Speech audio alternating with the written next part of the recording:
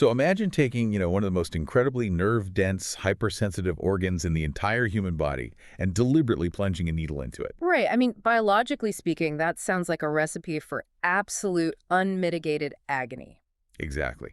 Because high nerve density is supposed to equal high pain sensitivity. It's basically the body's ultimate security system, right? Yeah. Designed to make you flinch away from danger. Yeah, exactly. And nowhere is that security system more highly calibrated than in the clitoris, which is, well, it's packed with thousands of sensory nerve endings.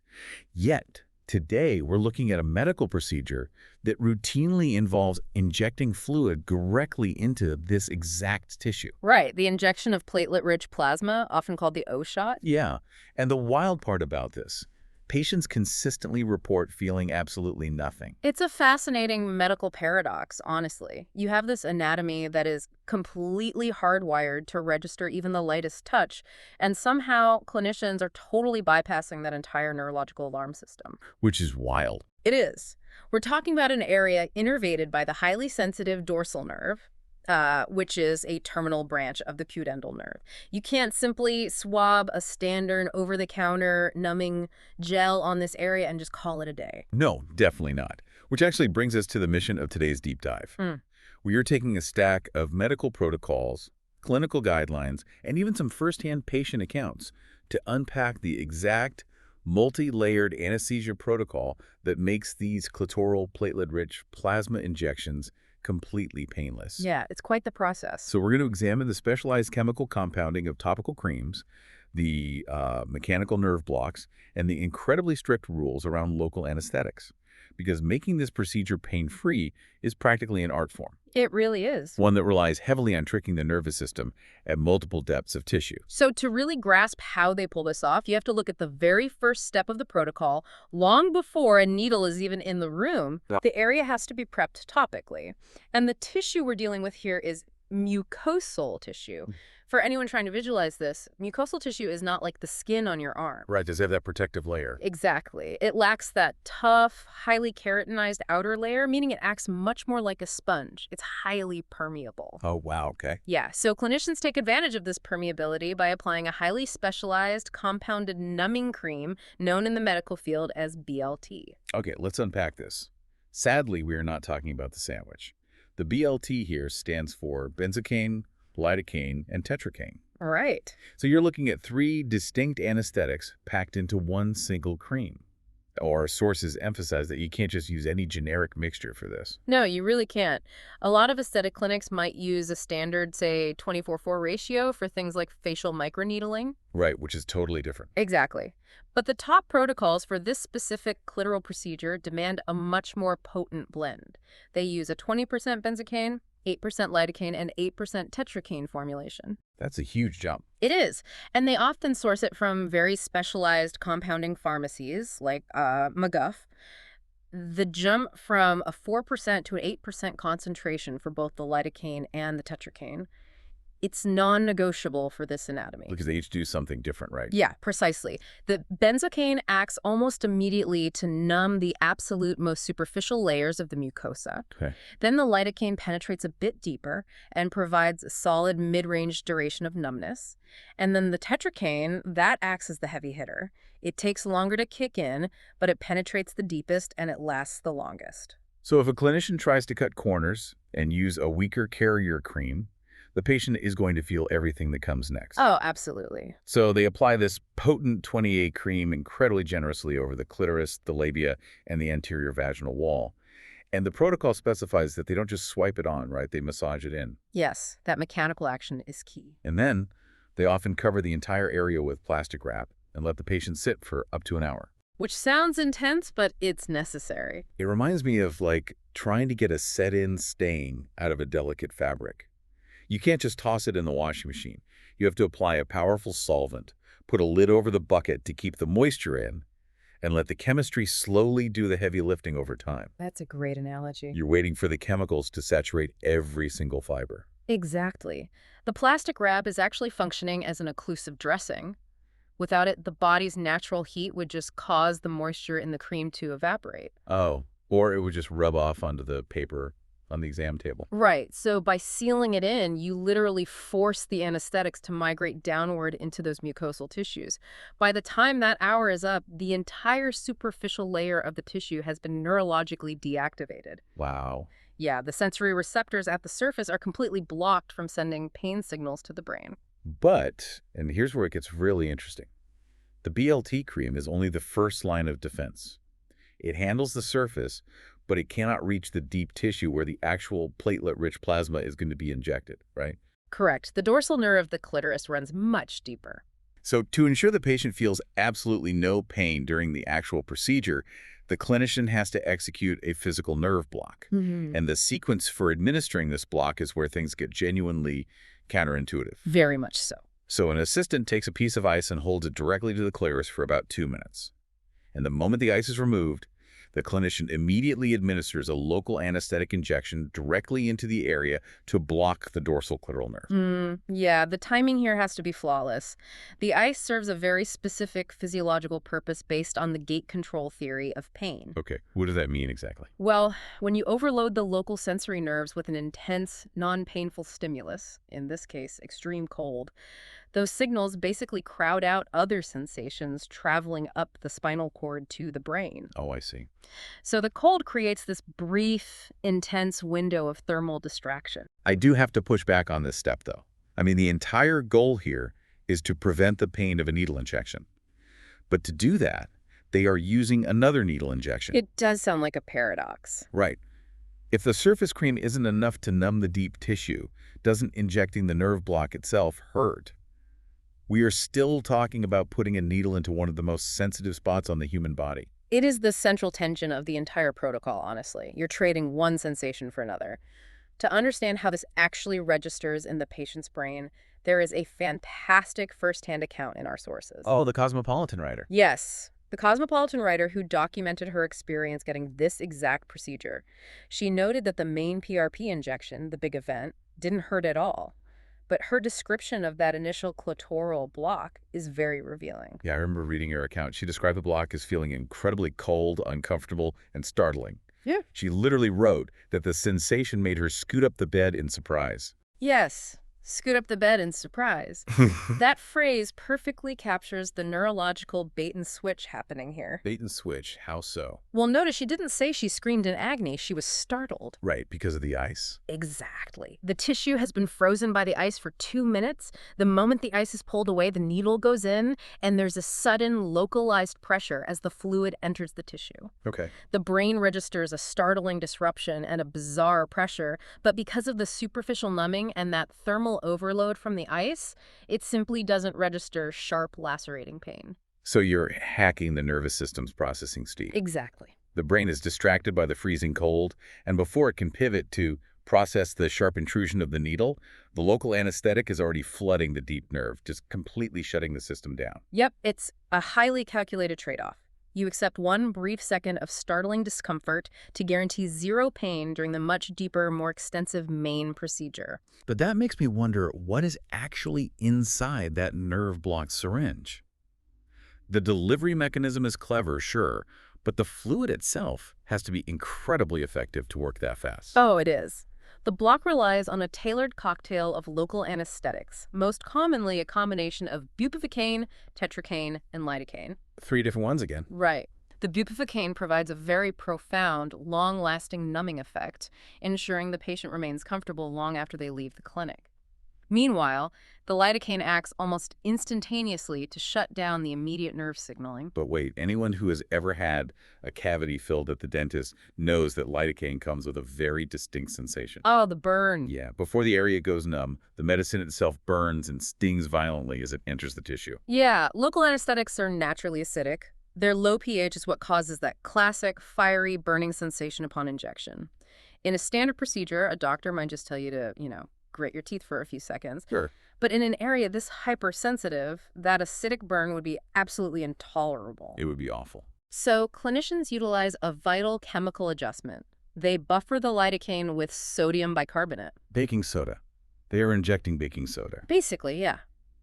By mixing in a precise amount of sodium bicarbonate, they raise the pH of the anesthetic solution.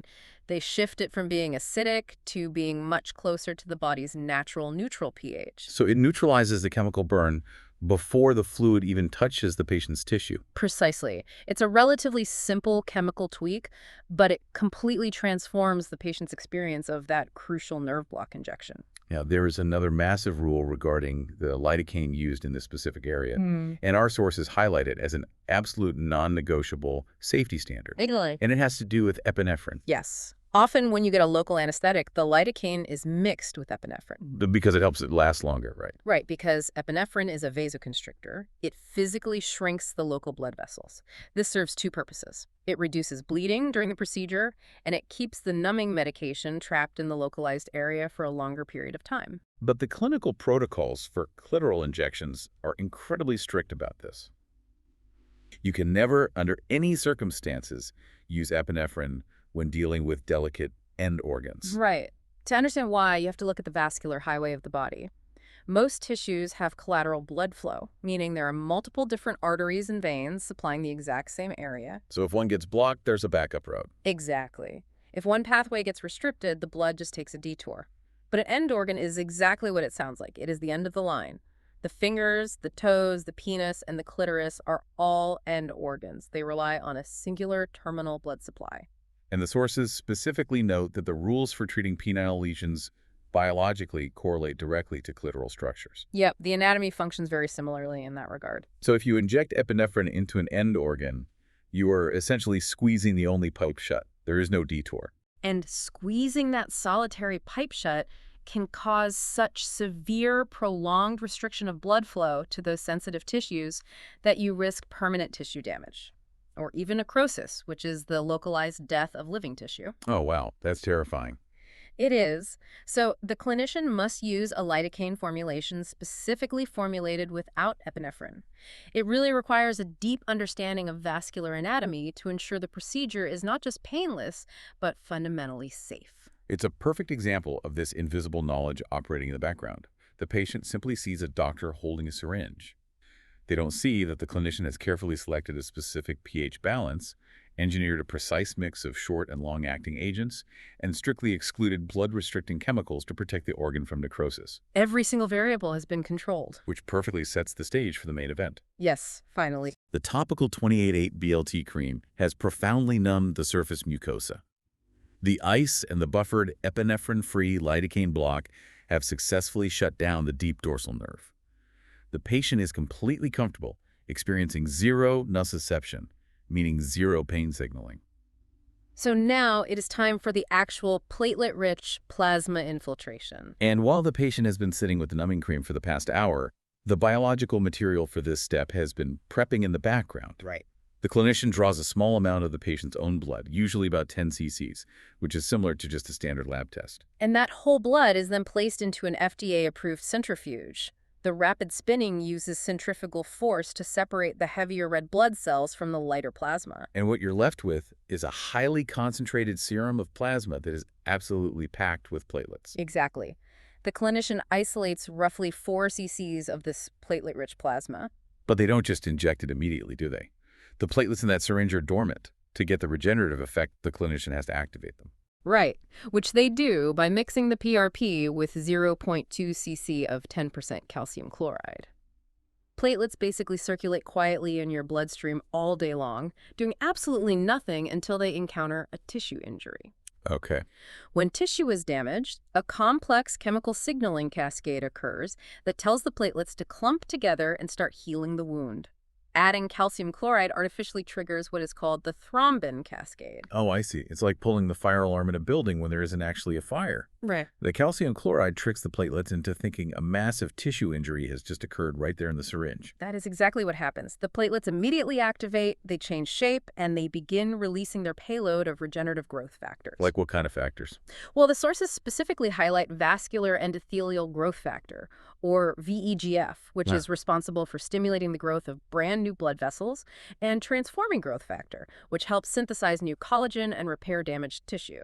So you now have this highly active, incredibly potent regenerative serum ready to go. The clinician uses a very fine 27-gauge or 21-gauge needle to inject it directly into the clitoral corpus cavernosum and into the anterior vaginal wall, which is the area often referred to as the O spot. Yes. The corpus cavernosum is the spongy erectile tissue inside the clitoris that fills with blood during arousal. By injecting the activated PRP directly into the spongy cavern, the clinician is basically saturating the tissue with those growth factors, promoting new blood vessel formation and nerve regeneration from the inside out. Exactly. But there is a massive catch for the clinician executing this step. Right? The second that calcium chloride is added to the syringe, a ticking clock starts. Why? What happens? Because the thrombin cascade doesn't just release growth factors. Its biological purpose in the body is to create a clot to stop bleeding. Oh. Yeah. So as the cascade progresses right there in the syringe, it starts physically changing the state of the plasma. It begins to form a platelet-rich fibrin matrix. Meaning the fluid is literally starting to turn from a liquid into a gelatinous gel. Yep. If the clinician waits too long, usually anything over 10 minutes from the moment of activation, that matrix becomes entirely too thick to push through a tiny fine-gauge needle. Oh, wow. So they have to hustle. They do.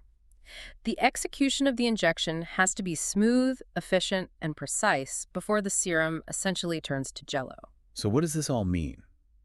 Think about what this entire sequence means for you if you are the patient lying on the table. A clinician is injecting fluid into one of the body's most notoriously sensitive areas, deep into the spongy erectile tissue. Yet because of the compounded BLT cream, the gate control distraction of the ice, and the buffered epinephrine-free nerve block, you experience either zero pain or just a quick, painless pressure. It really is incredible. All that complex chemistry and applied anatomy culminates in a procedure that takes just a few minutes, allowing the patient to get up, get dressed, and resume their normal life immediately without any lingering trauma. The brilliance of the pain management protocol really cannot be overstated here, and it is vital to connect this back to why this specific, rigorous protocol was developed in the first place. Right, because when people hear about the O-shot, the immediate assumption is often that it's purely for cosmetic enhancement or, general sexual wellness. Exactly. And while it is used for that, mastering this exact pain-free numbing protocol allows doctors to perform truly life-changing restorative procedures for women who are suffering from agonizing, heavily stigmatized, and, frankly, frequently overlooked medical conditions. Yeah, the sources detail some really severe conditions, like clitoridynia, which is a chronic, localized neuropathic pain of the clitoris. Yes, for those patients, the nerve endings are misfiring so severely that even the friction of wearing normal clothing can be unbearable. Or like in sclerosis, right? A chronic inflammatory skin condition that causes the tissues of the vulva to progressively thin, scar, and painfully fuse together. And there's also clitoral phimosis, a condition where the clitoral hood literally adheres to the glands. It traps debris underneath the skin, causing severe chronic pain and total sexual dysfunction. Which is just devastating. The clinical guidelines in our sources mention that non-surgical lysis, meaning the physical separation of these adhesions, relies heavily on this exact type of profound, multi-layered local anesthesia. And the outcomes are staggering. The data shows a 76% decrease in pain for patients undergoing treatment for these adhesions, with many women achieving orgasm for the first time in their entire lives afterward. When you look at those outcomes, it completely reframes the entire conversation. This isn't just about avoiding a pinch. It is about giving patients their quality of life back. Absolutely. For a patient who already associates that specific area of their body with severe chronic pain or medical trauma, the absolute last thing a clinician wants to do is introduce a painful needle procedure. Right. By mastering the chemistry of the nerves, the pH of the anesthetics, and the timing of the blocks, clinicians can deliver powerful regenerative therapies without adding new trauma to a nervous system that is already on high alert. We used to look at the anatomy of the clitoris and assume that because it is so nerve dense, it was simply too sensitive to treat with direct injections. The biological math just seemed to say it was off limits. But this multi-layered blueprint proves that biological barriers can be carefully, meticulously dismantled. It turns an anatomical fortress into an open door for regenerative medicine. It really does. So we want to leave you with a final thought to mull over today as you go about your week. We have just explored how a topical chemical pre-soak, a thermal ice distraction, and a buffered localized block can successfully and painlessly shut down the nerve signals in a structure practically vibrating with thousands of sensory nerve endings. It's quite the feat. If clinicians can use this exact blueprint to unlock the clitoris, What other historically untreatable or too sensitive areas of the human body might soon be opened up to the incredible healing potential of regenerative medicine? The rules of biological math are changing, and the possibilities are really just beginning to open up.